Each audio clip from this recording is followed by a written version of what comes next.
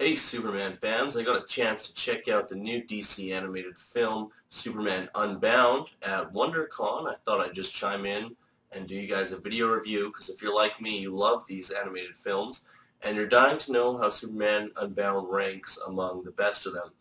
Well, let me tell you, they set the bar pretty high with their previous efforts. I was a big fan of The Dark Knight Returns, both Part 1 and Part 2. Thought they were masterpieces. Superman vs. the Elite was also probably my favorite Superman-oriented one so far. And although Superman Unbound does a pretty good job of adapting the graphic novel Brainiac, I think it's not as strong as the previous efforts. Not to say it's like bad at all. It's actually quite a fantastic movie, and the animation's just superb.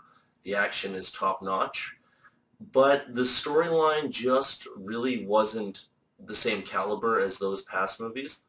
That being said, it's more than enough to provide a fix for Superman fans before the Man of Steel hits the summer, and I enjoyed almost every aspect of it regardless. Matt Bomer was a fantastic Superman.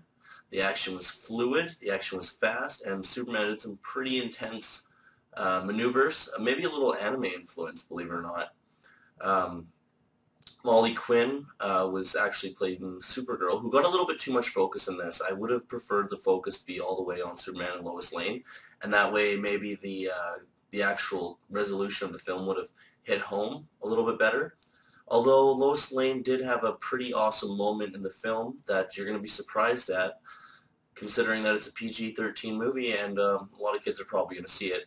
Because despite this Saturday morning cartoon kind of spirit that it had. There was actually some sexuality, some adult humor, and a surprising amount of blood, actually. And the fights with Brainiac were just badass as hell. Especially for those fans who don't know anything about Brainiac, they're going to get a pretty good introduction to him here. And also, you find out a lot about Kandor, the capital of Krypton, which I thought was, as always, compelling.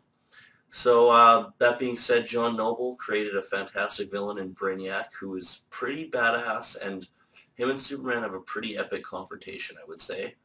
Um, Aside from that, I wouldn't know what else to add, besides the fact that I'd probably rank it below Superman vs. the Elite would be number one, Superman All-Star would be number two, and coming in third place would be Superman Unbound, a fantastic movie on its own right. Maybe not up to par with the last ones, but I'd still give it definitely a clean 7.5 out of 10, which is a fantastic score if you ask me.